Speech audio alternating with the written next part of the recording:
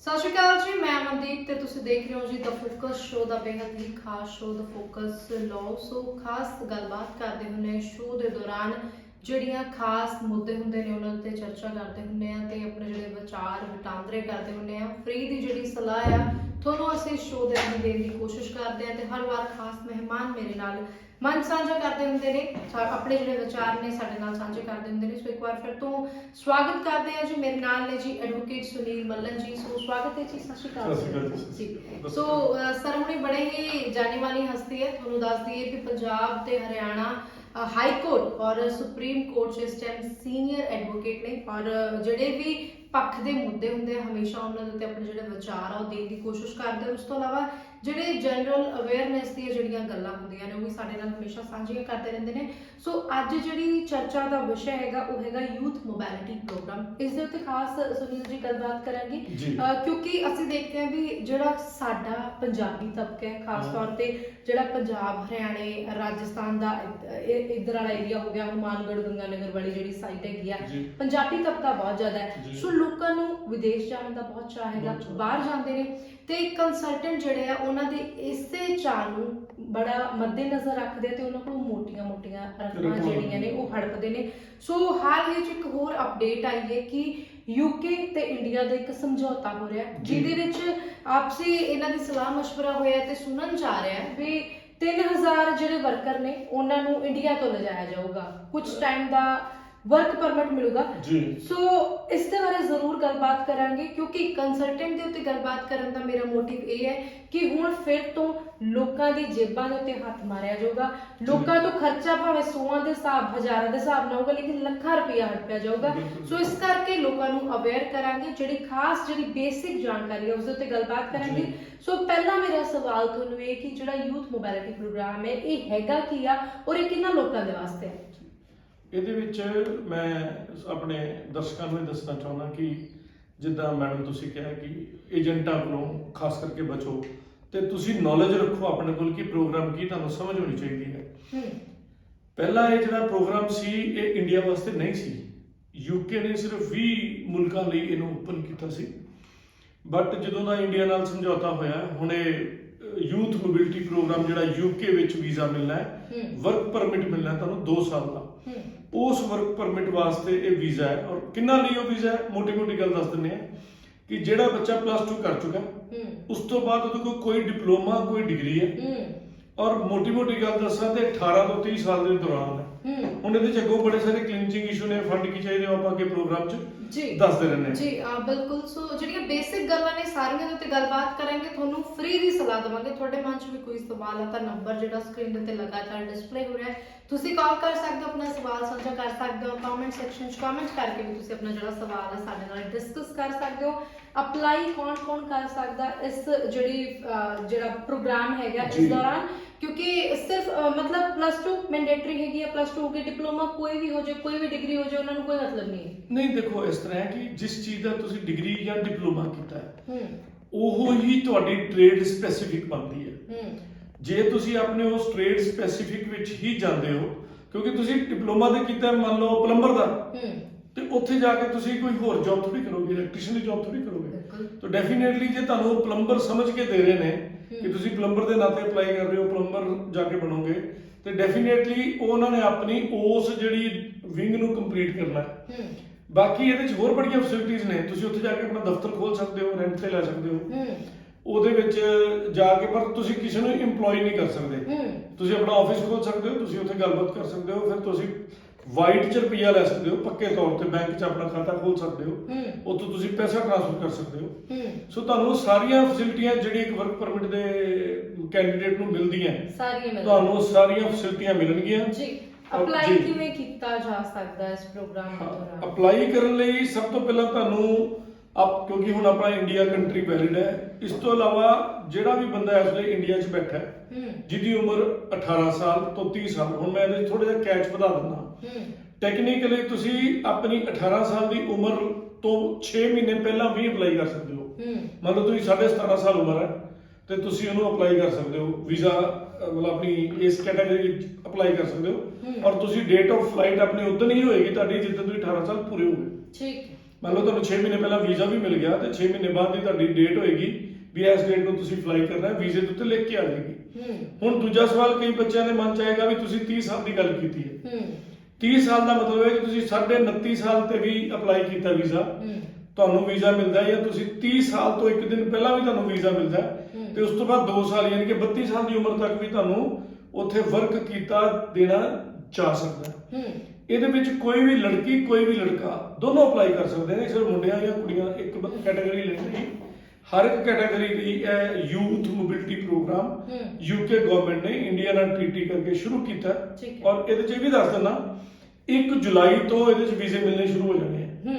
ਫਿਲਹਾਲ ਦੀ ਨੋਟੀਫਿਕੇਸ਼ਨ ਮੁਤਾਬਕ ਕਰੋਨਾ ਕਰਕੇ ਕੋਈ ਚੇਂਜਸ ਆਉਂਦੀਆਂ ਤੇ ਉਹ ਹਲੇ ਪਤਾ ਨਹੀਂ, ਪਰ ਹੁਣ ਤੱਕ ਦੀ ਜਿਹੜੀ ਨੋਟੀਫਿਕੇਸ਼ਨ ਸਰਕਾਰ ਦੀ ਸਾਈਟ ਤੇ ਹੈ ਉਹਦੇ ਚ ਉਹਨਾਂ ਨੇ 1 ਜੁਲਾਈ 2021 ਦਾ ਟਾਈਮ ਦਿੱਤਾ ਕਿ 1 ਜੁਲਾਈ 2021 ਤੋਂ ਇਹ ਚੀਜ਼ਾਂ ਮਤਲਬ ਵੀਜ਼ੇ ਸ਼ੁਰੂ ਕੀਤੇ ਜਾ ਸਕਦੇ। ਸੁਨੀਲ ਜੀ, ਵੈਸੇ ਜੇਕਰ ਗੱਲ ਕਰੀਏ ਤਾਂ ਇਸ ਵੇਲੇ ਦੀ ਜਿਹੜੀ ਸਭ ਤੋਂ ਫ੍ਰੈਂਡਲੀ ਆ ਫਰੂਟਫੁਲ ਕੰਟਰੀ ਆਪਾਂ ਕਹੀਏ ਤਾਂ ਯੂਕੇ ਹੀ ਬਣੀ ਹੋਈ ਹੈ, ਕਿਉਂਕਿ ਯੂਕੇ ਹੈ ਜੀ, ਕੈਨੇਡਾ ਹੈ, ਇਹ ਨਹੀਂ ਇਹ ਕੈਨੇਡਾ ਵੀ ਹੈ, ਲੇਕਿਨ ਅੱਜ ਦੇ ਹਾਲਾਤਾਂ ਨੂੰ ਮੱਦੇਨਜ਼ਰ ਰੱਖਦੇ ਹੋਏ ਸਿਰਫ ਇੱਕ ਯੂਕੇ ਹੈ ਜਿਹਨੇ ਆਪਣੇ ਦਰਵਾਜ਼ੇ ਖੋਲੇ ਹੋਏ ਨੇ, ਬਾਕੀ ਸਾਰੇ ਨੇ ਆਪੋ ਆਪਣੇ ਦਰਵਾਜ਼ੇ ਭੇਟ ਰੱਖੇ ਨੇ। ਦੇਖੋ ਇਸ ਤਰ੍ਹਾਂ ਜੀ ਜਿਹੜੀਆਂ ਇਹ ਵੱਡੀਆਂ ਕੰਟਰੀਜ਼ ਨੇ ਜਾਂ ਥੋੜੀਆਂ ਡਿਵੈਲਪਡ ਕੰਟਰੀਜ਼ ਨੇ, ਇਹਨਾਂ ਨੇ ਆਪਣੇ ਅੰਦਰ ਨਾ ਬੜਾ ਇਹਨਾਂ ਕੋਲ ਸਟੈਟਿਸ਼ੀਅਨਸ ਬੈਠੇ ਹੁੰਦੇ ਆ। ਕਿੱਥੇ ਡਿਮਾਂਡ ਵਧ ਰਹੀ ਹੈ ਲੇਬਰ ਦੀ, ਸਮਾਨ ਦੀ, ਪੈਸੇ ਦੀ, ਰੋਟੀ ਦੀ, ਸਬਜ਼ੀ ਦੀ, ਦਵਾਈ ਦੀ, ਇਹ ਲੋਕ ਉਹਨੂੰ ਫੋਰਕਾਸਟ ਕਰਦੇ ਆ। ਇਹ ਨਹੀਂ ਕਿ ਧੱਕਾਬਾਜ਼ੀ ਨਹੀਂ ਚੱਲਦੀ, ਫੋਰਕਾਸਟ ਕਰਦੇ ਆ ਵੀ ਇਸ ਥਾਂ ਤੇ ਸਾਨੂੰ ਇਹਦੀ ਲੋੜ ਪੈਣ ਵਾਲੀ ਹੈ। ਫੋਰ ਐਗਜ਼ਾਮਪਲ ਨਰਸਿਸ ਦੀ ਲੋੜ ਬਹੁਤ ਜ਼ਿਆਦਾ ਇਸ ਵੇਲੇ, ਤਾਂ ਕਰਕੇ ਪ੍ਰੋਗਰਾਮ ਖੁੱਲ ਸਕਦਾ ਹੈ। ਹਾਂ, ਐਸੈਂਸ਼ੀਅਲ ਸਰਵਿਸਿਜ਼ ਹੈ, ਲੋਕੀ ਘਰਾਂ 'ਚ ਬੰਦ ਪਏ ਆ, ਪਲੰਬਰ ਦੀ ਲੋੜ ਹੋ ਸਕਦੀ ਹੈ, ਇਲੈਕਟ੍ਰੀਸ਼ੀਅਨ ਦੀ ਲੋੜ ਹੋ ਸਕਦੀ ਹੈ, ਟਰੱਕ ਡਰਾਈਵਰ ਦੀ ਲੋੜ ਹੋ ਸਕਦੀ ਹੈ, ਕੋਈ ਛੋਟੀ ਗੱਡੀ ਚਲਾਉਣ ਵਾਲੇ ਬੰਦੇ ਦੀ ਲੋੜ ਹੋ ਸਕਦੀ ਹੈ। ਸੋ ਕਈ ਤਰ੍ਹਾਂ ਦੇ ਟ੍ਰੇਡ ਨੇ ਜਿਨ੍ਹਾਂ ਦੀ ਉੱਥੇ ਲੋੜ ਹੈ, ਉਹਦੇ ਕਰਕੇ ਉਹਨਾਂ ਨੇ ਫਸਟ ਐਂਟਰੀ ਜਿਹੜੀ ਖੋਲੀ ਉਹ 3000 ਲੋਕਾਂ ਦੀ ਖੋਲੀ। ਠੀਕ ਹੈ, ਇਹ ਅੱਗੋਂ ਵੱਧ ਵੀ ਸਕਦੀ ਹੈ ਤੇ ਘਟ ਵੀ ਸਕਦੀ ਹੈ, ਘਟਣਾ ਨਹੀਂ ਘਟੂ। 3000 ਉਹਨਾਂ ਨੇ ਕਹਿਤਾ ਤੇ 3000 ਤੇ ਜ਼ਰੂਰ ਲੈਣਗੇ, ਪਰ 3000 ਕਿੱਥੋਂ? ਜੇ ਲੋਕੀ ਜੇ ਖਰਾਬੀਆਂ ਕਰਨਗੇ ਫਿਰ ਤਾਂ ਉਹਨਾਂ ਨੇ ਦੁਬਾਰਾ ਤਾਂ ਨਹੀਂ ਲੈ ਕੇ ਜਾਣੇ ਲੋਕ 3000 ਦੇ ਹੋਰ ਲੱਗ ਜੂਗੀ। 3000 20 ਕੰਟਰੀ ਵਿੱਚੋਂ ਮਤਲਬ 20 ਕੰਟਰੀ ਨੇ ਜਿਹਦੇ ਵਿੱਚੋਂ ਇੰਡੀਆ 'ਚ 3000 ਜਾਣਾ, ਤਾਂ ਇੰਡੀਆ 'ਚ ਵੀ ਅੱਗੋਂ ਕਹਿ ਸਕਦੇ ਹੋ ਕਿ 22-23 ਸਟੇਟਾਂ ਨੇ। ਜਾਣ ਵਾਲੇ ਇਛੁਕ ਕਿੱਥੇ ਨੇ? ਇਹਦਾ ਮਤਲਬ ਜਿੰਨੀ ਜਲਦੀ ਤੁਸੀਂ ਵੀਜ਼ਾ ਅਪਲਾਈ ਕਰੋਗੇ, ਜਿੰਨੀ ਜਲਦੀ ਆਪਣੀ ਐਲੀਜੀਬਿਲਟੀ ਕੰਪਲੀਟ ਰੱਖੋਗੇ, ਉਸੇ ਮੁਤਾਬਕ ਹੀ ਤੁਸੀਂ ਅੱਗੇ ਆਪਣਾ ਐਲੀਜੀਬਿਲਟੀ ਕ੍ਰਾਈਟੇਰੀਆ ਕੀ ਹੈ ਔਰ ਅਪਲਾਈ ਕਿਵੇਂ ਕੀਤਾ ਜਾ ਸਕਦਾ? ਹਾਂ, ਐਲੀਜੀਬਿਲਟੀ ਜਿਵੇਂ ਮੈਂ ਪਹਿਲਾਂ ਦੱਸ ਚੁੱਕਾ ਵੀ 17.5 ਸਾਲ ਉਮਰ ਤੋਂ ਲੈ ਕੇ ਤੁਸੀਂ ਅਪਲਾਈ ਕਰ ਸਕਦੇ ਹੋ। ਐਂਟਰੀ ਤੁਹਾਡੀ 18 ਸਾਲ ਤੋਂ ਹੀ ਹੋਏਗੀ। 30 ਸਾਲ ਦੀ ਉਮਰ ਤੋਂ ਪਹਿਲਾਂ ਤੁਸੀਂ ਵੀਜ਼ਾ ਲੈਣਾ ਹੈ ਤੇ ਤੁਸੀਂ 32 ਸਾਲ ਤੱਕ ਵੀ ਵਾਪਸੀ ਕਰ ਸਕਦੇ ਹੋ, ਨੰਬਰ 1। ਫਿਰ ਤੁਹਾਨੂੰ ਤੁਹਾਡਾ 10th ਦਾ ਸਰਟੀਫਿਕੇਟ ਮੈਂ ਤੁਹਾਨੂੰ ਦੱਸ ਦੇਣਾ, ਡਾਕੂਮੈਂਟਸ ਜਿਹੜੇ ਚਾਹੀਦੇ ਨੇ। ਅੱਛਾ, ਇਹ ਪੁਆਇੰਟ ਸਿਸਟਮ ਕੈਟਾਗਰੀ ਹੈ ਜੀ। ਠੀਕ ਹੈ, ਪੁਆਇੰਟ ਕਿਵੇਂ, ਕਿਸ ਤਰੀਕੇ ਨਾਲ ਪੁਆਇੰਟ ਕਿੱਦਾਂ ਕਾਊਂਟ ਹੋਣਗੇ? ਮੈਂ ਉਹ ਤੁਹਾਨੂੰ ਸਾਰਾ ਕੁਝ ਦੱਸਣ ਲੱਗਾ ਵੀ ਇਹਦੇ ਵਿੱਚ ਯੂਥ ਮੋਬਿਲਿਟੀ ਸਕੀਮ 'ਚ ਘੱਟੋ ਘੱਟ 50 ਨੰਬਰ ਲੈਣੇ ਜ਼ਰੂਰੀ ਨੇ। 50 ਨੰਬਰਾਂ ਵਿੱਚੋਂ 30 ਨੰਬਰ ਤੇ ਨੈਸ਼ਨੈਲਿਟੀ ਦੇ ਨੇ। ਨੈਸ਼ਨੈਲਿਟੀ ਦਾ ਮਤਲਬ ਜਿਹੜੇ 21 ਕੰਟਰੀ ਇਸ ਵੇਲੇ ਅਪਰੂਵਡ ਨੇ ਉਹਦੇ ਵਿੱਚੋਂ, ਯਾਨੀ ਕਿ ਇੰਡੀਆ ਦੇ ਆਪਾਂ ਬੰਦੇ ਆ, ਇੰਡੀਅਨ ਮੂਲ ਦੇ ਬੰਦੇ ਆ, ਤੇ ਆਪਾਂ 100% 30 ਨੰਬਰ ਉਹ ਲੈ ਲਏ। 10 ਨੰਬਰ 18 ਤੋਂ 31 ਦੇ ਵਿਚਕਾਰ ਤੁਹਾਡੀ ਏਜ ਹੈ ਤੇ 10 ਨੰਬਰ ਤੁਹਾਨੂੰ ਉਹਦੇ ਵੀ ਮਿਲ ਗਏ। 30 ਤੇ 10 40 ਹੋ ਗਏ, ਤੇ 10 ਨੰਬਰ ਹੋ ਗਏ ਜਿਹੜੇ ਤੁਸੀਂ ਫੰਡ ਸ਼ੋ ਕਰਨੇ ਆ। ਤੁਹਾਡੇ ਕੋਲ ਲਗਭਗ ਮਹੀਨਾ ਪੁਰਾਣੇ 28 ਦਿਨ ਕਹਿ ਲਓ, ਮਹੀਨਾ ਪੁਰਾਣੇ ਤੁਹਾਡੇ ਸੇਵਿੰਗ ਅਕਾਊਂਟ 'ਚ ਕੋਈ $2530 ਪਲੱਸ 4-500 ਡਾਲਰ ਨਹੀਂ, ਪੌਂਡ, ਯੂਕੇ ਪੌਂਡ, ਡਾਲਰ ਮੈਂ ਗਲਤ ਕਹਿ ਗਿਆ, ਯੂਕੇ ਪੌਂਡ 2530 ਜਿਹੜਾ ਕਿ ਪੌਣੇ 3 ਲੱਖ ਰੁਪਏ ਬਣਦਾ ਅੰਦਾਜ਼ੇ ਨਾਲ। 300-400 ਪੌਂਡ ਮੈਡੀਕਲ ਐਕਸਪੈਂਸਿਸ, ਬਾਇਓਮੈਟ੍ਰਿਕਸ, ਯਾਨੀ ਕਿ ਜੇ ਤੁਸੀਂ ਕੁੱਲ ਮਿਲਾ ਕੇ ਕਹੋ 3 ਲੱਖ ਤੋਂ 3.25 ਲੱਖ ਰੁਪਇਆ ਜੇ ਤੁਹਾਡੇ ਖਾਤੇ 'ਚ ਤੁਹਾਡੇ ਕੋਲ ਫਿਕਸ ਮਹੀਨੇ ਤੋਂ ਵੱਧ ਪੁਰਾਣਾ ਹੈਗਾ ਤੇ ਤੁਸੀਂ ਐਲੀਜੀਬਲ ਹੋ। ਠੀਕ ਹੈ, ਇਹਦਾ ਮਤਲਬ ਜੇ ਤੁਸੀਂ ਅੱਜ ਵੀ ਸੋਚਦੇ ਹੋ ਤੇ ਅੱਜ ਵੀ ਆਪਣੇ ਅਕਾਊਂਟ 'ਚ ਬੈਲੈਂਸ ਮੇਨਟੇਨ ਕਰੋ। ਉਹ ਕਿੱਦਾਂ ਹੋ ਸਕਦਾ? ਤੁਹਾਡਾ ਕੋਈ ਵੀ ਸੇਵਿੰਗ ਫੰਡ ਹੋ ਸਕਦਾ, ਜ਼ਰੂਰੀ ਨਹੀਂ ਇੱਕੋ ਹੋਵੇ। ਬੈਂਕ ਦਾ ਸੇਵਿੰਗ ਫੰਡ ਹੈ, ਡਾਕਖਾਨੇ ਦੀ ਕਿਸ਼ਤ ਹੈ, ਕੋਈ ਐਫਡੀ ਕਰਾਈ ਹੋ ਸਕਦੀ ਹੈ ਤੁਸੀਂ, ਜਾਂ ਮਤਲਬ ਕੋਈ ਵੀ ਐਸੀ ਐਸੈਟ, ਲਿਕੁਇਡ ਐਸੈਟ ਜਿਹੜੀ ਤੁਹਾਡੇ ਕੋਲ ਜਿਸ ਵੀ ਲਿਕੁਇਡ ਸ਼ੇਪ 'ਚ ਹੋਵੇ, ਪੈਸਿਆਂ ਦੀ ਸ਼ੇਪ 'ਚ ਹੋਵੇ। ਗੋਲਡ ਨਹੀਂ ਮੰਨਿਆ ਜਾਣਾ, ਤੁਸੀਂ ਕਹੋ ਜੀ ਮੇਰੇ ਕੋਲ ਇੰਨੇ ਕਿਲੋ ਗੋਲਡ ਹੈ, ਨਹੀਂ ਮੰਨਿਆ ਜਾਣਾ, ਉਹ ਐਂਟਰੀ ਪੈਸੇ ਦੀ ਚਾਹੀਦੀ ਹੈ। ਤੇ ਕੁੱਲ ਮਿਲਾ ਕੇ ਤੁਸੀਂ ਮੰਨ ਸਕਦੇ ਹੋ ਕਿ 3000 ਪੌਂਡ ਜੇ ਤੁਹਾਡੇ ਕੋਲ ਹੈਗਾ, 3200 ਪੌਂਡ, ਉਹਦੇ ਵਿੱਚ ਤੁਹਾਡਾ ਸਾਰਾ ਕੁਝ ਵੀ ਕਵਰ ਹੁੰਦਾ ਹੈ ਤੇ ਤੁਹਾਡੀ ਜਿਹੜੀ ਇਹ ਐਲੀਜੀਬਿਲਟੀ ਵੀ ਪੂਰੀ ਹੁੰਦੀ ਹੈ। ਸੋ ਇਹ ਰਿਕੁਆਇਰਮੈਂਟ ਹੈ, ਇਹਦੇ ਨਾਲ ਤੁਹਾਡੇ 50 ਨੰਬਰ ਪੂਰੇ ਹੁੰਦੇ ਨੇ। ਉਸ ਤੋਂ ਅਗਲੀ ਚੀਜ਼ ਆ ਜਾਂਦੀ ਹੈ 50 ਡਾਕੂਮੈਂਟ। ਨੰਬਰਾਂ ਦੇ ਆਧਾਰ ਤੇ ਮੈਰਿਟ ਬਣੂਗੀ ਫਿਰ? ਹਾਂਜੀ, ਜਿਹੜੇ 50 ਨੰਬਰ ਪੂਰੇ ਨੇ ਉਹ ਪੱਪੂ ਪਾਸ ਹੈ। ਠੀਕ ਹੈ, ਉਹ ਪਰ ਵੀਜ਼ਾ 50 ਨੰਬਰ ਤਾਂ ਹਰ ਕੋਈ ਬਣਵਾ ਸਕਦਾ ਹੈ, ਮਤਲਬ ਜ਼ਿਆਦਾਤਰ ਸੋਚੋ ਆਪਾਂ 80% ਲੋਕ ਕਹੀਏ ਨਹੀਂ ਤਾਂ ਇਹ 50 ਨੰਬਰ ਤਾਂ ਦੇਖੋ, 18 ਤੋਂ ਲੈ ਕੇ 30 ਸਾਲ ਤੱਕ ਦੀ ਉਮਰ ਦੇ ਦੌਰਾਨ ਖਾਤੇ 'ਚ 3-3.5 ਲੱਖ ਰੁਪਏ ਸੇਵਿੰਗ ਹੋਣਾ ਔਰ ਪਿਆ ਹੋਣਾ ਥੋੜਾ ਜਿਹਾ ਮੁਸ਼ਕਲ ਹੈ। ਠੀਕ ਹੈ, ਫਿਰ ਅਗਲੀ ਗੱਲ, ਤੁਹਾਡੇ ਸਰਟੀਫਿਕੇਟ ਜੈਨੂਇਨ ਹੋਣੇ ਚਾਹੀਦੇ। ਸਰਟੀਫਿਕੇਟ ਜੇ ਤੁਹਾਡੇ ਸਰਟੀਫਿਕੇਟ ਗਲਤ ਹੈ, ਤੁਸੀਂ ਗਲਤ ਸਰਟੀਫਿਕੇਟ ਪ੍ਰੋਡਿਊਸ ਕਰਦੇ ਹੋ, ਤੁਸੀਂ ਫਸੋਗੇ। ਤੁਹਾਡੀ ਡਿਗਰੀ ਜਾਂ ਡਿਪਲੋਮਾ ਵੈਲਿਡ ਹੋਣਾ ਚਾਹੀਦਾ ਹੈ। ਔਰ ਇੱਥੇ ਮੈਂ ਇੱਕ ਹੋਰ ਗੱਲ ਦੱਸਣੀ ਚਾਹੁੰਦਾ ਆਪਣੇ ਦਰਸ਼ਕਾਂ ਨੂੰ, ਜਿਹੜੀ ਤੁਹਾਡੀ ਡਿਗਰੀ, ਡਿਪਲੋਮਾ ਜਾਂ 10ਵੀਂ ਦਾ ਸਰਟੀਫਿਕੇਟ, ਬਰਥ ਸਰਟੀਫਿਕੇਟ ਹੈ, ਮੰਨ ਲਓ ਜੇ ਉਹ ਪੰਜਾਬੀ 'ਚ ਹੈ ਤੇ ਉਹਦੀ ਇੰਗਲਿਸ਼ ਟ੍ਰਾਂਸਲੇਸ਼ਨ ਵਾਸਤੇ ਹੈ। ਠੀਕ ਹੈ, ਅੱਛਾ, ਹਾਂ। ਪੰਜਾਬੀ ਦੇ ਨੇ ਜਿਵੇਂ ਪੰਜਾਬ ਬੋਰਡ ਦੇ। ਵੈਸੇ ਪਿੱਛੇ ਜੀ ਯੂਕੇ ਵੱਲੋਂ ਖਬਰਾਂ ਵੀ ਆਈਆਂ ਸੀਗੀਆਂ, ਸੁਣਨ ਚ ਆਇਆ ਸੀ ਕਿ ਯੂਕੇ ਦੀ ਬਹੁਤ ਸਾਰੀ ਐਸੀ ਯੂਨੀਵਰਸਿਟੀ ਸੀ ਜਿਨ੍ਹਾਂ ਨੇ ਪੰਜਾਬ, ਹਰਿਆਣਾ ਦੇ ਜਿਹੜੇ ਸਟੂਡੈਂਟ ਆ ਉਹਨਾਂ ਨੂੰ ਬੈਨ ਕਰਤਾ ਸੀ ਕਿ ਇਹ ਲੋਕਲ ਜਿਹੜਾ ਸਟੇਟ ਬੋਰਡ ਹੈ ਵੈਲਿਡ ਨਹੀਂ ਹੈਗਾ। ਸੋ ਇੱਥੇ ਤਾਂ ਕੁਝ ਇਹੋ ਜਿਹਾ ਨਹੀਂ ਹੋਊਗਾ ਕਿ ਇੱਧਰ ਦੇ ਲੋਕਾਂ ਨੂੰ ਛੱਡ ਦੇਣ। ਉਹ ਕਿਹੜੇ ਬੱਚੇ ਬੈਨ ਹੋਏ ਸੀ ਜਿਨ੍ਹਾਂ ਨੇ ਕੋਈ ਐਵੇਂ ਹੀ ਬੋਰਡ ਤੋਂ ਕੋਈ ਸਰਟੀਫਿਕੇਟ ਲੈ ਲਿਆ? ਪੰਜਾਬ ਸਕੂਲ ਸਿੱਖਿਆ ਬੋਰਡ ਪੂਰੀ ਤਰ੍ਹਾਂ ਵੈਲਿਡ ਹੈ, ਹਰਿਆਣਾ ਸਕੂਲ ਸਿੱਖਿਆ ਬੋਰਡ ਪੂਰੀ ਤਰ੍ਹਾਂ ਵੈਲਿਡ ਹੈ, ਸਾਡੀ ਸਾਰੀਆਂ ਯੂਨੀਵਰਸਿਟੀਆਂ ਜਿਹੜੀਆਂ ਸਰਕਾਰੀ ਨੇ ਪੂਰੀ ਤਰ੍ਹਾਂ ਵੈਲਿਡ ਹੈ। ਅੱਜ ਕੱਲ੍ਹ ਜਿਹੜੀਆਂ ਪ੍ਰਾਈਵੇਟ ਯੂਨੀਵਰਸਿਟੀਆਂ ਵੀ ਖੁੱਲੀਆਂ ਸਾਡੇ ਪੰਜਾਬ 'ਚ ਉਹ ਵੀ ਵੈਲਿਡ ਹੈ। ਸੋ ਜਿਹੜੇ ਉਹ ਨਿੱਕੇ ਨਿੱਕੇ ਜਾਲੀ ਬੋਰਡ ਹੈ ਨਾ ਜੀ, ਉਹ ਬੋਰਡ ਗਲਤ ਨੇ। ਉਹ ਕਿਸੇ ਬੰਦੇ ਕੋਲ ਜਾਂਦੇ ਨੇ, ਉਹਨੂੰ 10-15 ਹਜ਼ਾਰ ਰੁਪਏ ਦੇ ਕੇ ਜਾਲੀ ਸਰਟੀਫਿਕੇਟ ਬਣਾਉਂਦੇ ਨੇ। ਇਹੋ ਜਿਹੇ ਬੰਦੇ ਸਾਵਧਾਨ ਰਹਿਣ। ਹੋ ਸਕਦਾ ਯੂਕੇ ਸਰਕਾਰ ਇਹੋ ਜਿਹੇ ਫਰਾਡ ਕਰਨ ਵਾਲਿਆਂ ਦੇ ਪਰਚਾ ਵੀ ਕਰਾਵੇ। ਸੋ ਜੈਨੂਇਨ ਸਰਟੀਫਿਕੇਟ ਤੁਹਾਡੇ ਕੋਲ ਹੋਣਾ ਚਾਹੀਦਾ ਤੇ ਇੰਗਲਿਸ਼ 'ਚ ਟ੍ਰਾਂਸਲੇਟਡ ਹੋਣਾ ਚਾਹੀਦਾ। ਜੇ ਉਹ ਇਕੱਲਾ ਪੰਜਾਬੀ 'ਚ ਹੈ ਜਾਂ ਹਿੰਦੀ 'ਚ ਹੈ ਜਾਂ ਕਿਸੇ ਹੋਰ ਭਾਸ਼ਾ 'ਚ ਹੈ, ਉਹਨੂੰ ਆਪਾਂ ਇੰਗਲਿਸ਼ 'ਚ ਟ੍ਰਾਂਸਲੇਸ਼ਨ ਕਰਾ ਕੇ, ਜਿਹੜੇ ਸਾਡੇ ਕੰਟਰੀ 'ਚ ਕੁਝ ਆਥੋਰਾਈਜ਼ ਏਜੰਸੀਜ਼ ਨੇ ਜਿਹੜੀਆਂ ਉਹਨੂੰ ਅਪਰੂਵ ਕਰਨਗੀਆਂ ਕਿ ਜੋ ਇੰਗਲਿਸ਼ 'ਚ ਲਿਖਿਆ ਉਹੀ, ਜੋ ਪੰਜਾਬੀ 'ਚ ਲਿਖਿਆ ਉਹੀ ਇੰਗਲਿਸ਼ 'ਚ ਲਿਖਿਆ। ਕਿਤੇ ਟ੍ਰਾਂਸਲੇਸ਼ਨ 'ਚ ਫਰਕ ਤੇ ਨਹੀਂ, ਟ੍ਰਾਂਸਲੇਸ਼ਨ ਅਪਰੂਵ ਹੋ ਜਾਏਗੀ। ਮਾਈਨਰ ਜਿਹਾ ਖਰਚਾ ਹੈ, ਉਹ ਟ੍ਰਾਂਸਕ੍ਰਿਪਟ ਅਪਰੂਵ ਕਰਨ ਤੋਂ ਬਾਅਦ ਤੁਹਾਡਾ ਉਹ ਸਰਟੀਫਿਕੇਟ ਵੈਲਿਡ ਹੋ ਜਾਏਗਾ, ਬੋਰਡ ਤੁਹਾਡਾ ਵੈਰੀਫਾਈ ਹੋ ਜਾਏਗਾ। ਔਰ ਕੋਸ਼ਿਸ਼ ਕਰੋ ਕਿ ਆਪਣੇ genuine certificate, genuine funds, genuine ਚੀਜ਼ਾਂ ਨਾਲ ਉਹਨੂੰ ਅਪਲਾਈ ਕਰੋ। ਡਾਕੂਮੈਂਟਸ ਕੀ ਚਾਹੀਦੇ ਨੇ ਮੈਂ ਦੱਸ ਦਿੰਦਾ। ਜੇ ਕਿਸੇ ਕੋਲ ਕੋਈ ਸਪਾਂਸਰਸ਼ਿਪ ਲੈਟਰ ਹੈਗੀ ਹੈ ਤਾਂ ਠੀਕ ਹੈ, ਨਹੀਂ ਤਾਂ ਇਸ ਪ੍ਰੋਗਰਾਮ 'ਚ ਸਪਾਂਸਰਸ਼ਿਪ ਲੈਟਰ ਨਹੀਂ ਚਾਹੀਦੀ। ਠੀਕ ਹੈ, ਮੈਂ ਫਿਰ ਕਲੀਅਰ ਕਰ ਰਿਹਾ। ਜੇ ਕਿਸੇ ਭੈਣ ਭਰਾ ਕੋਲ ਸਪਾਂਸਰਸ਼ਿਪ ਲੈਟਰ ਆਈ ਹੋਈ ਹੈ ਤੇ ਬਹੁਤ ਵਧੀਆ, ਨਹੀਂ ਆਈ ਤੇ ਸਪਾਂਸਰਸ਼ਿਪ ਲੈਟਰ ਕਰਕੇ ਤੁਹਾਡਾ ਕੋਈ ਵੀਜ਼ੇ 'ਚ ਰੋਕ ਨਹੀਂ ਲੱਗੇਗੀ। ਠੀਕ ਹੈ, ਫੰਡਸ ਦਾ ਪ੍ਰੂਫ, ਸੇਵਿੰਗ ਅਕਾਊਂਟ ਮੈਂ ਦੱਸਿਆ, ਡਾਕਖਾਨਾ, ਬੈਂਕ, FD, ਕਿਸੇ ਵੀ ਸ਼ੇਪ 'ਚ ਤੁਹਾਡੇ ਕੋਲ 1 ਮਹੀਨੇ ਤੋਂ ਪੁਰਾਣਾ ਫੰਡ ਹੋਵੇ। ਪਾਸਪੋਰਟ ਵੈਲਿਡ ਹੋਣਾ ਚਾਹੀਦਾ। ਇਹਦੀ ਵੀ ਮੈਂ ਤੁਹਾਨੂੰ ਗੱਲ ਦੱਸ ਦਿੰਦਾ ਕਿ ਤੁਹਾਡਾ ਪਾਸਪੋਰਟ ਮਿਨੀਮਮ 1 ਸਾਲ ਲਈ ਵੈਲਿਡ ਹੋਣਾ ਚਾਹੀਦਾ ਜਦੋਂ ਤੁਸੀਂ ਵੀਜ਼ਾ ਲੈਣਾ। ਠੀਕ ਹੈ, ਮਿਨੀਮਮ 1 ਸਾਲ ਲਈ। ਪਰ ਮੈਂ ਸਿਆਣਪ ਜੇ ਵਰਤਨ ਸਾਰੇ ਜਾਣੇ, ਤੁਸੀਂ 2 ਸਾਲ ਲਈ ਬਾਹਰ ਜਾਣਾ ਹੈ, 6 ਮਹੀਨੇ ਪਹਿਲਾਂ ਅਪਲਾਈ ਕਰ ਰਹੇ ਹੋ ਤੇ ਮੇਰੇ ਹਿਸਾਬ ਨਾਲ 3 ਸਾਲ ਦੀ ਮਿਨੀਮਮ ਵੈਲਿਡਿਟੀ ਬਚੀ ਹੋਣੀ ਚਾਹੀਦੀ ਹੈ। ਜੇ ਕਿਸੇ ਮੇਰੇ ਭੈਣ ਭਰਾ ਦਾ ਪਾਸਪੋਰਟ ਘੱਟ ਟਾਈਮ ਲਈ ਵੈਲਿਡ ਹੈ, ਉਹ ਕੀ ਕਰ ਸਕਦਾ ਹੈ ਕਿ ਇਮੀਡੀਏਟ ਪਾਸਪੋਰਟ ਦਫ਼ਤਰ 'ਚ ਅਪਲਾਈ ਕਰ ਸਕਦਾ ਤੇ ਉਹਦਾ 15 ਦਿਨਾਂ 'ਚ, ਜੇ ਤੁਸੀਂ ਆਪਣਾ ਨਾਮ, ਆਪਣਾ ਐਡਰੈਸ, ਆਪਣਾ ਆਇਡੈਂਟੀਫਿਕੇਸ਼ਨ ਮਾਰਕ, ਯਾਨੀ ਕਿ ਪੁਰਾਣੇ ਪਾਸਪੋਰਟ ਤੇ ਜੋ ਕ੍ਰੈਡੈਂਸ਼ੀਅਲ ਲਿਖੇ ਨੇ, ਜੇ ਉਹਦੇ 'ਚ ਕੋਈ ਬਦਲਾਅ ਤੁਸੀਂ ਨਹੀਂ ਕਰ ਰਹੇ ਨਾ, ਤੇ ਤੁਹਾਡਾ ਪਾਸਪੋਰਟ ਐਜ਼ ਇਟ ਇਜ਼ 15 ਦਿਨਾਂ ਦੇ ਅੰਦਰ ਅੰਦਰ ਤੁਹਾਡੇ ਘਰ ਬਣ ਕੇ ਘਰੇ ਆ ਜਾਣਾ ਹੈ। ਉਹਦੀ ਤੁਸੀਂ ਅਪਾਇੰਟਮੈਂਟ ਲੈ ਲਓ, ਆਪਣਾ ਪਾਸਪੋਰਟ ਵੈਲਿਡ ਕਰਾ ਲਓ। ਕਿਉਂਕਿ ਮੰਨ ਲਓ ਉੱਥੇ ਰਹਿ ਕੇ ਅੱਜ ਤੇ ਸਕੀਮ ਸਿਰਫ 2 ਸਾਲਾਂ ਦੀ ਹੈ, ਜੇ ਕੱਲ ਨੂੰ ਇਹ ਉੱਥੇ ਵੱਧਦੀ ਹੈ ਤੇ ਤੁਹਾਨੂੰ ਉੱਥੇ ਪਾਸਪੋਰਟ ਰਿਨਿਊ ਕਰਾਉਣਾ ਥੋੜਾ ਔਖਾ ਲੱਗੇਗਾ, ਇਹ ਚੱਲ ਜਾਏਗਾ। ਫਿਰ ਆ ਜਾਂਦਾ ਜੀ certified translation of documents which are not in English ਔਰ ਵੈਲਸ਼।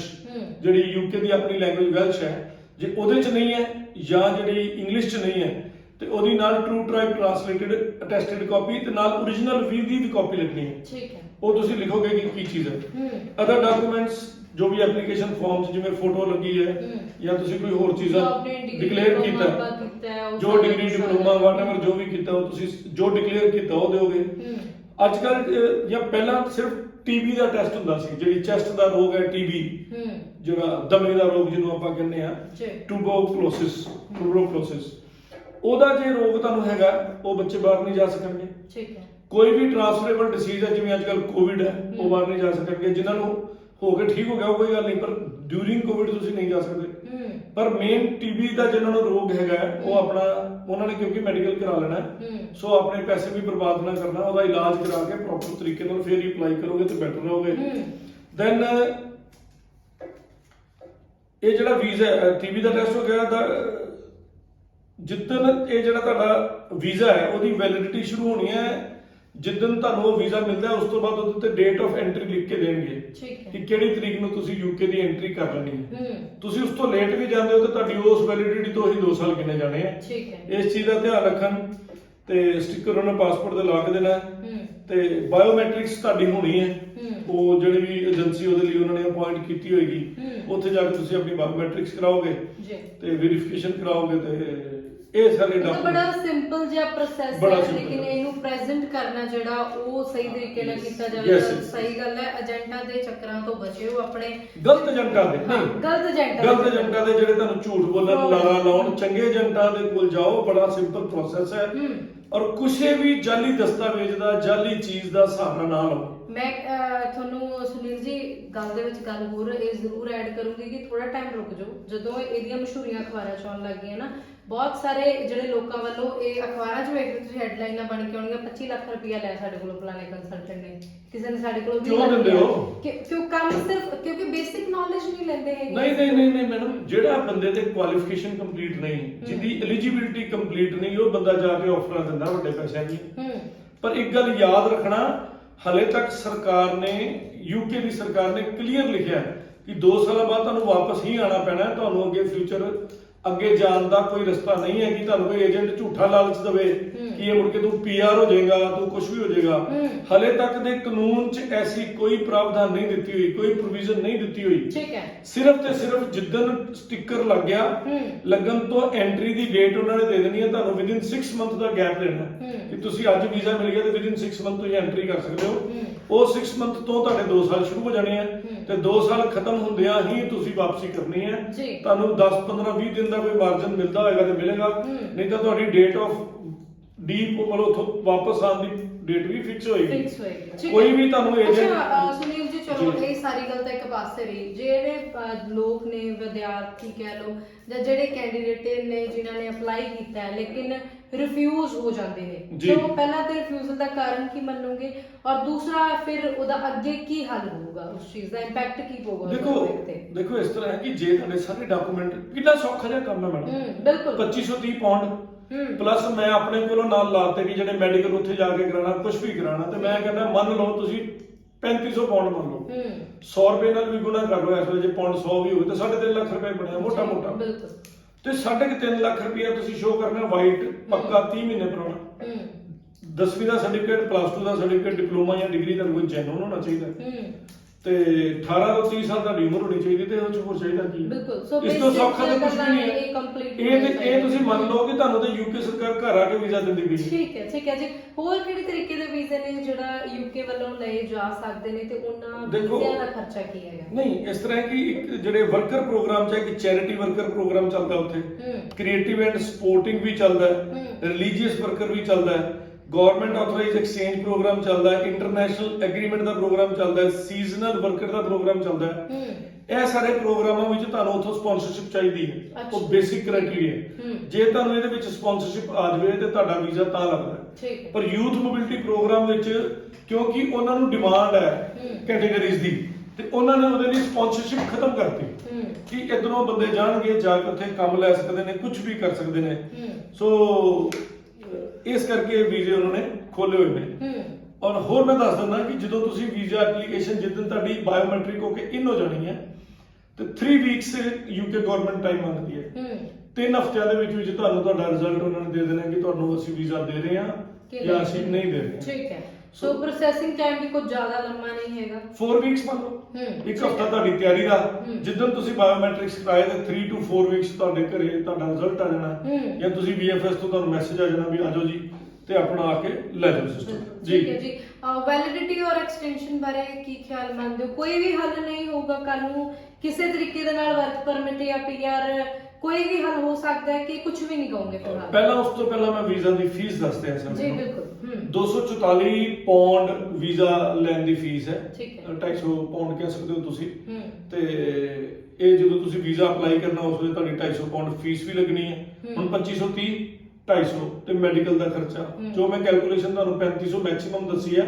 ਆਪਾਂ ਉਹਦੇ ਚ ਹੀ ਆਵਾਂਗੇ, ਅੱਗੇ ਆਪਾਂ ਪ੍ਰੋਗਰਾਮ ਚ ਦੱਸੀ ਜਾਵਾਂਗੇ। ਜਿੱਥੋਂ ਤੱਕ ਬਿਲਕੁਲ ਕਲੀਅਰ ਸ਼ਬਦਾਂ ਚ ਲਾਅ ਚ ਲਿਖਿਆ ਹੈ, ਕਾਨੂੰਨ ਦੀ ਕਿਤਾਬ ਚ ਲਿਖਿਆ ਹੈ 2 ਸਾਲਾਂ ਤੋਂ ਬਾਅਦ ਤੁਹਾਨੂੰ ਕਿਸੇ ਕਿਸਮ ਦਾ ਉੱਥੇ ਮਾਈਗ੍ਰੈਂਟ ਹੋਣ ਦਾ PR ਹੋਣ ਦਾ ਜਾਂ ਕਿਸੇ ਕਿਸਮ ਦਾ ਕੋਈ ਸੁਪਨਾ ਦਿਖਾਵੇ ਉਹ ਝੂਠਾ ਹੈ। ਠੀਕ ਹੈ। ਕਾਨੂੰਨ ਦੀ ਕਿਤਾਬ ਅੱਜ ਦੀ ਤਰੀਕ 'ਚ ਮੈਂ ਗੱਲ ਕਰ ਰਿਹਾ, 15 ਦਿਨ ਬਾਅਦ ਪ੍ਰੋਗਰਾਮ ਚੇਂਜ ਹੋ ਜਾਏ, ਆਪਾਂ ਨਵਾਂ ਪ੍ਰੋਗਰਾਮ ਕਰਾਂਗੇ, ਪਰ ਅੱਜ ਦੀ ਤਰੀਕ 'ਚ ਬਿਲਕੁਲ ਕਲੀਅਰ ਲਿਖਿਆ ਉੱਥੇ ਕਿ ਕੋਈ ਵੀ ਕਿਸੇ ਤਰ੍ਹਾਂ ਦੀ ਤੁਹਾਨੂੰ ਜਿਹੜੀ ਇਹ 2 ਸਾਲ ਦੀ ਐਂਟਰੀ ਮਿਲਣੀ ਹੈ, ਇਹਦੇ ਵਿੱਚ 2 ਸਾਲ ਹੀ ਤੁਸੀਂ ਰਹਿ ਸਕਦੇ ਹੋ, 10 15 20 ਦਿਨ ਉੱਪਰ ਨੀਚੇ, ਬਾਕੀ ਤੁਹਾਨੂੰ ਵਾਪਸ ਹੀ ਆਣਾ ਪੈਣਾ। ਹਲੇ ਤੱਕ ਤੁਹਾਨੂੰ ਕੋਈ ਉੱਥੇ ਕਿਸੇ ਵੀ ਤਰੀਕੇ ਦੀ ਐਕਸਟੈਂਸ਼ਨ ਕੋਈ ਐਕਸਟੈਂਸ਼ਨ ਨਹੀਂ ਹੈ, ਕੁਝ ਵੀ ਨਹੀਂ ਹੈ। ਹਾਂ, ਇੱਕ ਹੋਰ ਚੀਜ਼ ਦੱਸ ਦਿੰਦਾ, ਜੇ ਨਿਯਮਾਂ 'ਚ ਤਬਦੀਲੀ ਹੋ ਜਾਏ ਤੇ ਗੱਲ ਵੱਖਰੀ ਹੈ, ਫਿਲਹਾਲ ਦੀ ਅਪਡੇਟ ਹੈ ਅੱਜ ਦੀ ਜੋ ਕਾਨੂੰਨ ਕਹਿੰਦਾ ਪਿਆ, ਈਵਨ ਜਿਹੜੇ ਵੀ ਕੈਂਡੀਡੇਟ ਅਪਲਾਈ ਕਰਨਗੇ, ਲੜਕੀ ਜਾਂ ਲੜਕਾ, ਜੇ ਉਹਦੇ ਬੱਚੇ ਹੈਗੇ ਨੇ ਔਰ ਬੱਚੇ ਐਕਸਕਲੂਸਿਵਲੀ ਉਹਦੇ ਤੇ ਡਿਪੈਂਡੈਂਟ ਹੈ, ਵਾਈਫ ਜੇ ਅਪਲਾਈ ਕਰ ਰਹੀ ਹੈ ਤਾਂ ਵਾਈਫ ਤੇ ਡਿਪੈਂਡੈਂਟ ਹੈ, ਹਸਬੰਡ ਅਪਲਾਈ ਕਰ ਰਿਹਾ ਤਾਂ ਹਸਬੰਡ ਤੇ ਡਿਪੈਂਡੈਂਟ ਹੈ, ਉਸ ਕੈਟਾਗਰੀ 'ਚ ਵੀ ਤੁਹਾਨੂੰ ਵੀਜ਼ਾ ਨਹੀਂ ਮਿਲਣਾ। ਅੱਛਾ, ਠੀਕ। ਜੇ ਤੁਹਾਡੇ ਬੱਚਿਆਂ ਨੂੰ ਸਾਂਭਣ ਵਾਲਾ, ਉਹਨਾਂ ਦੇ ਪੈਸੇ ਖਰਚਣ ਵਾਲਾ, ਉਹਨਾਂ ਦੀ ਦੇਖਭਾਲ ਕਰਨ ਵਾਲਾ, ਜੇ ਤੁਹਾਡੇ ਕੋਲ ਕੋਈ ਸੱਜਣ ਨਹੀਂ ਹੈ ਨਾਲ ਦਾ, ਮਤਲਬ ਦਾਦੀ ਦਾਦਾ, ਨਾਨਾ ਨਾਨੀ ਜਾਂ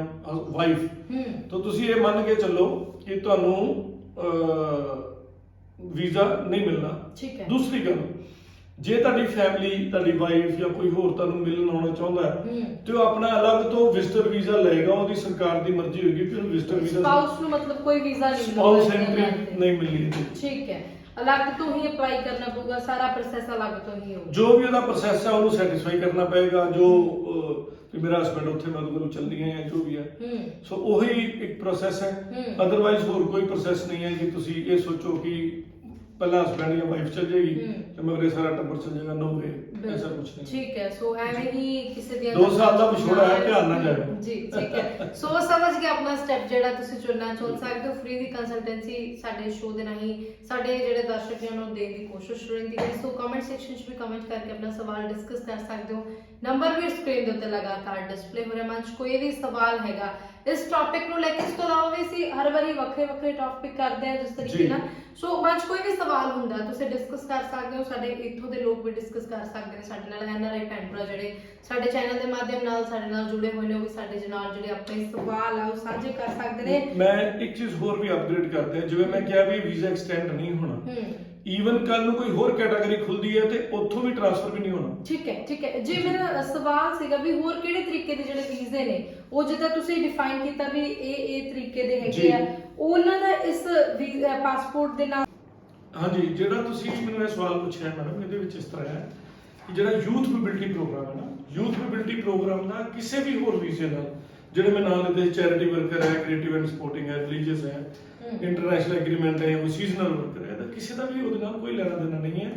ਈਵਨ ਮੈਂ ਵੀ ਦੱਸ ਚੁੱਕਾ ਆਪਣੇ ਪ੍ਰੋਗਰਾਮ 'ਚ ਕਿ ਜੇ ਮੈਂ ਗਿਆ ਤੇ ਮੇਰੀ ਸਪਾਊਸ ਜਾਂ ਮੇਰੇ ਬੱਚੇ ਉਸ ਵੀਜ਼ੇ ਦਾ ਕੋਈ ਫਾਇਦਾ ਚੁੱਕ ਕੇ ਮੇਰੇ ਕੋਲ ਨਹੀਂ ਆ ਸਕਦੇ, ਰਾਈਟ। ਉਹ ਜੇ ਆਉਣਗੇ ਵੀ ਤੇ ਆਪਣਾ ਵਿਜ਼ਟਰ ਵੀਜ਼ਾ ਅਪਲਾਈ ਕਰਨਗੇ, ਔਨ ਮੈਰਿਟ ਉਹਨਾਂ ਨੂੰ ਮਿਲਣਾ ਜਾਂ ਨਹੀਂ ਮਿਲਣਾ, ਉਹ ਬਾਅਦ ਦੀਆਂ ਗੱਲਾਂ ਨੇ। ਇਸ ਤੋਂ ਇਲਾਵਾ ਜਿਹੜੀਆਂ ਚੀਜ਼ਾਂ ਯੂਥ ਮੋਬਿਲਿਟੀ ਪ੍ਰੋਗਰਾਮ 'ਚ ਮੇਰੇ ਜਿਹੜੇ ਵੀ ਸੱਜਣ ਮਿੱਤਰ ਬਾਹਰ ਜਾਣਾ ਚਾਹੁੰਦੇ ਨੇ, ਉਹ ਇਸ ਗੱਲ ਦਾ ਧਿਆਨ ਰੱਖਣ ਕਿ ਇੱਕ ਤੇ ਆਪਣੀ ਇੰਸ਼ੋਰੈਂਸ ਲਗਭਗ 150 ਪਾਉਂਡ ਸਾਲਾਨਾ ਉਹ ਜ਼ਰੂਰ ਖਰਚ ਲੈਣ। ਉਹਦਾ ਖਰਚਾ ਹੈ ਉਹਨਾਂ ਕੋਲ, ਕਿਉਂਕਿ ਹੈਲਥ ਸਰਚਾਰਜ ਉਹਨੂੰ ਕਹਿੰਦੀ ਹੈ UK ਗਵਰਨਮੈਂਟ, ਤੇ ਉਹ ਚੀਜ਼ ਹੋ ਸਕਦੀ ਹੈ। ਇਹ ਵੀ ਮੈਂ ਦੱਸਿਆ ਕਿ ਉਹ ਬੰਦਾ ਜਾ ਕੇ ਉੱਥੇ ਕੋਈ ਆਪਣਾ ਬਿਜ਼ਨਸ ਵੀ ਖੋਲ ਸਕਦਾ ਹੈ, ਉੱਥੇ ਕੋਈ ਜੌਬ ਵੀ ਕਰ ਸਕਦਾ ਹੈ। ਬੇਸਿਕ ਬੜੀ ਜਿਹੜੀਆਂ ਇਨਫੋਰਮੇਸ਼ਨ ਸੀਗੀਆਂ ਉਹ ਅਸੀਂ ਸ਼ੋਅ ਦੇ ਦੌਰਾਨ ਕੰਪਲੀਟ ਕਰ ਚੁੱਕੇ ਹਾਂ। ਸੋ ਵੇਲਾ ਸਾਡੇ ਕੋਲ ਥੋੜਾ ਜਿਹਾ ਘੱਟ ਹੈ, ਲੇਕਿਨ ਸਵਾਲ ਮੇਰੇ ਕੋਲ ਵੀ ਬਹੁਤ ਸਾਰੇ ਨੇ। ਸਵਾਲ ਸਾਡੇ ਜਿਹੜੇ ਦਰਸ਼ਕ ਨੇ ਇਹਨਾਂ ਦੇ ਮਨ 'ਚ ਬਹੁਤ ਸਾਰੇ ਹੋਣਗੇ। ਕਮੈਂਟ ਕਰਕੇ ਆਪਣਾ ਸਵਾਲ ਡਿਸਕਸ ਕਰ ਸਕਦੇ ਹੋ। ਸਕਰੀਨ ਤੇ ਨੰਬਰ ਲਗਾਤਾਰ ਡਿਸਪਲੇ ਹੋ ਰਿਹਾ, ਕਾਲ ਕਰਕੇ ਵੀ ਆਪਣਾ ਸਵਾਲ ਸਾਡੇ ਨਾਲ ਸਾਂਝਾ ਕਰ ਸਕਦੇ ਹੋ। ਸੋ ਮਤਲਬ ਸਾਹਿਬ ਸਮਾਂ ਥੋੜਾ ਜਿਹਾ ਘੱਟ ਹੈ, ਐਸੇ ਦਰਸ਼ਕਾਂ ਦੇ ਨਾਲ ਅੱਜ ਦਾ ਸੁਨੇਹਾ ਕੀ ਸਾਂਝਾ ਕਰੋਗੇ? ਬਸ ਮੈਂ ਇਹਦੇ ਵਿੱਚ ਇਹ ਸੁਨੇਹਾ ਸਾਂਝਾ ਕਰਨਾ ਚਾਹੁੰਦਾ ਕਿ 골ਡਨ ਓਪਰਚੁਨਿਟੀ ਆਈ ਹੈ ਯੂਰਪ 'ਚ ਕੰਮ ਕਰਨ ਦੀ। 2 ਸਾਲ ਬਾਅਦ ਤੁਸੀਂ ਵਾਪਸ ਵੀ ਆਉਂਦੇ ਹੋ ਤੇ ਮੰਨ ਲਓ ਕਿਸੇ ਹੋਰ ਕੰਟਰੀ 'ਚ ਕੱਲ ਨੂੰ ਮੂਵ ਕਰਨਾ ਚਾਹੁੰਦੇ ਹੋ ਤਾਂ ਤੁਹਾਡਾ ਕੋਈ ਰਿਚ ਐਕਸਪੀਰੀਅੰਸ ਹੋਏਗਾ ਕੰਮ ਕਰਨ ਦਾ। ਜਿਹੜੇ ਕੁਆਰੇ ਮੁੰਡੇ ਕੁੜੀਆਂ ਉੱਥੇ ਜਾਣਗੇ ਉਹ ਕੋਈ ਆਪਣੇ ਨਾਲ ਦੀ ਲੱਭ ਕੇ ਵਿਆਹ ਕਰਾ ਕੇ ਪੱਕਾ ਹੋ ਸਕਦੇ ਨੇ ਜੀ। ਬਹੁਤ ਸਾਰੇ ਆਪਸ਼ਨ, ਬੜੀਆਂ ਸਾਰੀਆਂ ਆਪਸ਼ਨ, ਬੜੇ ਸਾਰੇ ਦਰਵਾਜ਼ੇ ਖੁੱਲਣਗੇ ਜੈਨੂਨ ਤਰੀਕੇ ਨੇ। ਤੁਸੀਂ ਉੱਥੇ ਸ਼ਾਦੀ ਕਰਦੇ ਹੋ, ਬੱਚਾ ਪੈਦਾ ਹੁੰਦਾ ਹੈ, ਬੱਚੇ ਨੂੰ ਸਿਟੀਜ਼ਨਸ਼ਿਪ ਮਿਲਣੀ ਹੈ, ਉਹਦੇ ਵਰਗੇ ਤਾਂ ਮਾਪਿਆਂ ਨੂੰ ਵੀ ਕੱਲ ਨੂੰ ਮਿਲ ਜਾਣੀ ਹੈ। ਉਹ ਪੋਸੀਬਿਲਿਟੀਜ਼ ਨੇ, ਪਰ ਤੁਹਾਨੂੰ ਜਾ ਕੇ ਉੱਥੇ ਕੋਈ ਮਿਲਦੀ ਹੈ ਕਿ ਨਹੀਂ ਮਿਲਦੀ ਹੈ ਡਿਪੈਂਡ ਕਰਦਾ ਹੈ। ਤੇ ਜਿਹੜਾ ਬੰਦਾ ਫੋਰਨ ਜਾਂਦਾ, ਧਿਆਨ ਰੱਖਣਾ ਵੀ ਪਹਿਲਾਂ ਜਿਹਦੇ ਨਾਲ ਵੀ ਤੁਸੀਂ ਮਤਲਬ ਡਿੰਗ ਡੋਂਗ ਕਰਨੀ ਹੈ ਨਾ, ਵਿਆਹ ਸ਼ਾਦੀ ਦੀਆਂ ਲਾਰੇ ਲਾਉਣੇ ਆ, ਉਹਦੀ ਪਹਿਲਾਂ ਨੈਸ਼ਨੈਲਿਟੀ ਚੈੱਕ ਕਰ ਲੈਣਾ, ਕਿਉਂਕਿ ਤੇ ਫਿਲੀਪੀਨਸ ਜਾਂ ਇਧਰ ਦੇ ਕੰਟਰੀ ਦੇ ਬਹੁਤ ਸਾਰੇ ਲੋਕ ਆਉਂਦੇ ਨੇ ਮਿਹਨਤ ਕਰਨ ਵਾਲੇ, ਠੀਕ ਹੈ। ਸੋ ਪਹਿਲਾਂ ਉਹਨਾਂ ਦੀ ਵੈਲਿਡਿਟੀ ਪੱਕਾਪਨ ਉਹ ਚੈੱਕ ਕਰ ਲੈਣ, ਤਾਂ ਹੀ ਅੱਗੇ ਉਹ ਪ੍ਰੋਮਿਸ ਕਰਨ ਇੱਕ ਦੂਜੇ ਨੂੰ। ਕਿਉਂਕਿ ਇੰਡੀਆ ਨਹੀਂ ਹੈ ਕਿ ਤੁਸੀਂ ਕਿਸੇ ਮੁੰਡੇ ਜਾਂ ਲੜਕੀ ਨਾਲ ਰਿਸ਼ਤਾ ਬਣਾਇਆ ਛੱਡਤਾ, ਉੱਥੋਂ ਦੇ ਕਾਨੂੰਨ ਬਹੁਤ ਸਖਤ ਨੇ, ਪਨਿਸ਼ਮੈਂਟ ਬਹੁਤ ਟਾਈਟ ਨੇ। ਤੇ ਈਵਨ ਮੇਰੇ ਕੋਲ ਇੱਕ ਐਸਾ ਕੇਸ ਵੀ ਹੈ ਕਿ ਇੱਕ ਬੰਦੇ ਨੇ ਉੱਥੇ ਉਹਦੇ ਤੇ ਰੇਪ ਚਾਰजेस ਸੀਗੇ, ਤੇ ਉਹ ਉੱਥੋਂ ਛੱਡ ਕੇ ਇੰਡੀਆ ਆ ਗਿਆ। ਇੰਡੀਆ ਦੇ ਕਿਸੇ ਪਿੰਡ 'ਚ ਰਹਿੰਦਾ ਸੀ, ਉੱਥੋਂ ਦੀ ਪੁਲਿਸ ਨੇ ਇੱਧਰ ਦੇ ਇੰਟਰਪੋਲ ਦੇ ਜ਼ਰੀਏ ਉਹਨੂੰ ਫੜਨ ਤੱਕ ਦੇ ਸਾਰੀਆਂ ਐਫਰਟਸ ਕੀਤੀਆਂ ਨੇ। ਸੋ ਮਤਲਬ ਇਹ ਨਾ ਸੋਚਣਾ ਕਿ ਜੇ ਤੁਸੀਂ ਉੱਥੇ ਕੋਈ ਕ੍ਰਾਈਮ ਕੀਤਾ ਤੇ ਉੱਥੋਂ ਤੁਸੀਂ ਭੱਜ ਆਇਓ ਤੇ ਬਚ ਜਾਓਗੇ। ਡਰ 'ਚ ਤੇ ਜੀਓਗੇ ਨਾ, ਫੜੇ ਨਹੀਂ ਜਾਂਦੇ ਮੰਨ ਲਓ, ਪਰ ਡਰ 'ਚ ਜੀਓਗੇ, ਆਪਣੇ ਆਪ ਦੀ ਆਇਡੈਂਟੀਟੀ ਲੁਕਾ ਕੇ ਜੀਓਗੇ। ਸੋ ਇਸ ਗੱਲ ਦਾ ਧਿਆਨ ਰੱਖੋ ਤੇ ਠੀਕ ਤਰੀਕੇ ਨਾਲ ਕੰਮ ਨੂੰ ਕਰੋ ਔਰ ਤਰੱਕੀ ਕਰੋ ਜ਼ਿੰਦਗੀ ਬਿਲਕੁਲ, ਵਿੱਚ। ਕ੍ਰਾਈਮ ਤੋਂ ਬਚੋ ਔਰ ਕਾਨੂੰਨ ਜਿਹੜਾ ਹੈ ਉਹਨੂੰ ਸਿਰ ਮੱਥੇ ਪ੍ਰਵਾਨ ਕਰਿਆ ਕਰੋ। ਕਾਨੂੰਨ ਨੂੰ ਮੱਦੇਨਜ਼ਰ ਰੱਖ ਕੇ ਹੀ ਕੋਈ ਵੀ ਆਪਣਾ ਜਿਹੜਾ ਪੈਰ ਹੈ ਉਹ ਪੁੱਟਿਆ ਕਰੋ। ਜੀ, ਜੀ, ਜੀ। ਠੀਕ ਹੈ। ਸੋ ਮਦਨ ਸਾਹਿਬ ਸਾਡੇ ਨਾਲ ਜਾਣਕਾਰੀ ਸਾਂਝੀ ਕਰਨ ਲਈ ਤੇ ਜਿਵੇਂ ਸਾਨੂੰ ਸਮਾਂ ਦੇਣ ਲਈ ਬਹੁਤ ਬਹੁਤ ਧੰਨਵਾਦ। ਸਤਿ ਸ਼੍ਰੀ ਅਕਾਲ। ਸਤਿ ਸ੍ਰੀ ਅਕਾਲ ਜੀ, ਤੇ ਸਾਰੇ ਦਰਸ਼ਕਾਂ ਦਾ ਵੀ ਸਤਿ ਸ੍ਰੀ ਅਕਾਲ, ਪਿਆਰ ਭਰੀ ਸਤਿ ਸ੍ਰੀ ਅਕਾਲ। ਸਾਨੂੰ ਸੁਝਾਅ ਦਿੰਦੇ ਰਹੋ, ਤੁਹਾਨੂੰ ਕਿਤੇ ਤੇ ਕੀ ਨੌਲੇਜ ਚਾਹੀਦੀ ਹੈ, ਤੁਹਾਨੂੰ ਕਾਨੂੰਨੀ ਰਸਤੇ ਅਸੀਂ ਸਮਝਾਉਂਦੇ ਰਹਾਂਗੇ। ਧੰਨਵਾਦ।